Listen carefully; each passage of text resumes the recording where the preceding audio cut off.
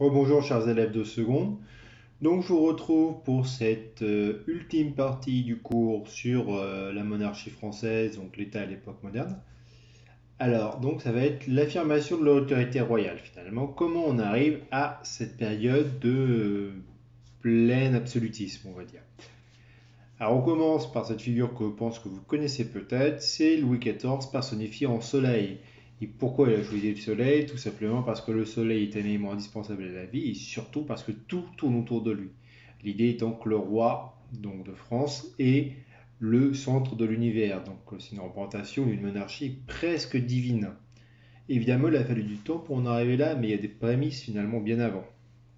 Donc c'est ce qu'on va faire dans une première sous-partie qui va donc être construire l'absolutisme entre 1515 et 1661.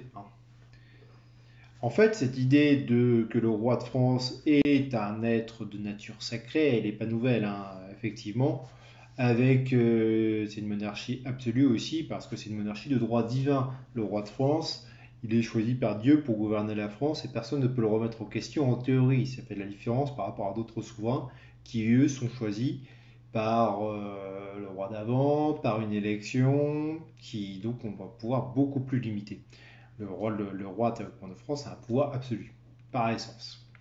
Et ils n'ont pas attendu Louis XIV pour bien montrer finalement qu'ils avaient une nature qui était quasiment divine. Hein. C'est une image que vous avez dans votre manuel, donc, qui est celle de François Ier qui aborde des symboles des dieux de l'Olympe. Il ne faut pas oublier un truc, c'est que François Ier en 1515, on est en pleine époque du début de la Renaissance italienne, et François Ier, c'est le roi qui aussi va vouloir développer son image en attirant notamment les grands artistes, Cellini et surtout Léonard de Vinci. Et il les met aussi à son service pour mettre en avant son image, parce qu'on va le voir, les rois de France vont construire donc une image d'eux-mêmes et de leur pouvoir. Ce qui fait que assez tôt, on a des observations extérieures, comme par exemple celle du document 5, page 159, qui est donc l'observation d'un ambassadeur italien. La volonté du roi est tout désormais car il n'y a personne qui osa contredire le monarque. Les Français qui se sentent très peu faits pour se gouverner eux-mêmes ont remis entièrement leur liberté et leur volonté aux mains du roi. Il lui suffit de dire je veux telle somme, j'ordonne, je consens, et l'exécution est aussi prompte que si c'était la nation entière qui eût décidé de son propre mouvement. On paye au roi tout ce qu'il demande, puis tout ce qui reste est encore à sa merci. La royauté a fait des progrès continuels en richesse et elle se garantit en même temps contre les guerres civiles. Les grands seigneurs étant pauvres, ils ne peuvent rien oser contre le roi, ainsi que le faisaient jadis les princes de Bretagne, de Normandie, de Bourgogne. Le roi nomme à 82 évêchés à 527 abbayes. Ce privilège lui assure la plus grande soumission et obéissance du haut clergé. Le roi présent peut bien se vanter d'avoir dépassé tous les autres. Il fait payer plus abondamment que jamais. Il incorpore toujours de nouvelles possessions à celles de la couronne sans rien perdre de ce qu'il possédait. Donc effectivement, on a cette idée que le roi de France domine parfaitement son royaume, contrairement à d'autres princes qui doivent composer, notamment avec les grands seigneurs, alors comme on dit, ils sont soumis à ce moment-là, ils sont trop pauvres pour lui résister, et aussi le haut clergé, qui là aussi peut être une force avec laquelle il faut compter, donc les grands hommes d'église. Là, pour le coup, ils sont complètement soumis à l'autorité du roi. L'autorité du roi, elle va s'inscrire aussi dans l'espace, avec la construction notamment des grands châteaux de la Loire où on a un changement considérable au niveau des fortifications, ça on en avait parlé, c'est qu'on ne cherche plus finalement à fortifier les châteaux deviennent des lieux de plaisir, de plaisance. C'est dans cette optique-là que finalement on va avoir une série de châteaux dans la Loire, là c'est le château de Chambord qui est sans doute le plus connu, mais il y en a plein d'autres, Chenonceau, Ezelredo. Et tous ces châteaux-là, souvent, ça montre que la cour, elle est très itinérante finalement. En fait, la cour, elle défile à travers le royaume, elle se montre souvent avec des problèmes d'intendance énormes, parce que c'est-à-dire que finalement, on va avoir des centaines de personnes à loger, ça coûte une fortune. Et d'ailleurs, ça appauvrit les seigneurs et les villes, puisque souvent, quand le roi arrive, il faut l'accueillir avec tous les honneurs, tout le faste qui lui est dû. Ce qui veut dire qu'il faut avoir le plus beau château, il faut se montrer, il faut avoir la plus belle entrée de ville, il faut faire la plus grande fête, etc., etc.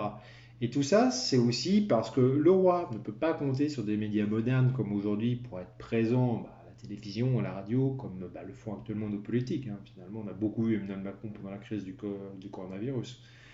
Les rois, à l'époque, ils sont obligés de circuler. Ça permet de montrer que le roi est réel, montrer que le roi a un pouvoir, une influence sur tout le royaume.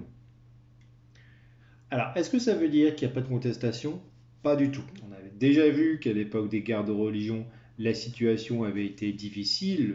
On a quand même eu un roi qui a été assassiné, deux rois qui ont été fortement contestés. Les rois ont été contestés par les protestants et par les catholiques, qui leur étaient le plus farouchement opposés, les plus extrémistes. Donc ça montre bien que ce pouvoir du roi, il peut quand même être remis en question. En sachant que assez rapidement, notamment après la mort d'Henri III et l'avènement d'Henri IV, on ne met plus vraiment en question finalement l'autorité du roi, la personne du roi, mais on met en question par contre ce qu'il peut y avoir autour de lui. C'est d'ailleurs par exemple le sens de la révolte de la Fronde, qui est la dernière grande révolte en France contre le roi. Alors pour replacer dans le contexte, Louis XIV, quand il devient roi, il n'a que 5 ans.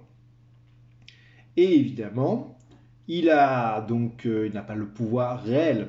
Le pouvoir réel, il est détenu par sa mère Anne d'Autriche et par son premier ministre, le cardinal Mazarin.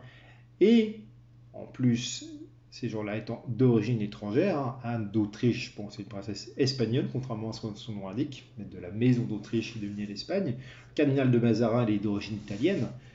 Et il va y avoir un déchaînement de violence qui est un peu le dernier grand déchaînement de violence contre l'autorité royale et finalement dans l'idée de supplanter ce qu'on estime être des mauvais conseillers pour influencer un roi qui évidemment est petit, mineur, faible, et donc contrôler le pays à sa place, mais pas le remplacer, c'est ça qui est important.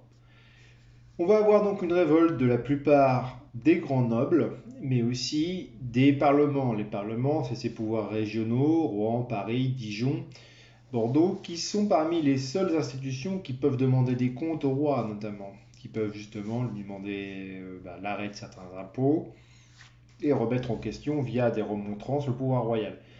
Toute cette galerie de mécontents, ils s'unissent finalement donc pendant 3 ans contre contre le roi. C'est finalement l'armée royale qui va rétablir l'ordre et prendre la ville de Paris. Donc Louis XIV, jeune, va écraser la France. C'est le centre de la statue que vous avez sur la droite. Cette statue sera exposée à Paris, et notamment elle est exposée à Paris parce que Paris est l'une des villes qui va être le plus frondeuse. Le roi en fait est obligé de fuir Paris alors qu'il est enfant pour échapper à l'arrestation et à l'exécution de certains de ses précepteurs, ce qui va le marquer à vie. Cette statue, donc, elle est exposée à l'hôtel de ville de Paris pour montrer la soumission de la ville et du royaume à Louis XIV. La position laisse guère de doute à l'imagination. Elle va rester jusqu'en 1687, puisque Louis XIV déclare à ce moment-là, ôter cette figure, elle n'est plus de saison. L'idée que même, finalement, on n'est pas obligé de se rappeler cette période-là et qu'elle n'a plus aucune existence réelle, puisque le roi a tout soumis. Et effectivement, Louis XIV va incarner le pouvoir d'un roi absolu. Par contre, cette rébellion de Paris, elle va marquer durablement le roi, puisque c'est l'une des grandes raisons pour lesquelles il va choisir d'installer la cour dans un nouveau palais qui est tout entier dédié à la gloire de sa personne et de la France. Ce nouveau palais, c'est bien entendu Versailles. Et on va en reparler bientôt à la prochaine vidéo. Merci de m'avoir écouté, je vous souhaite une bonne journée. Au revoir.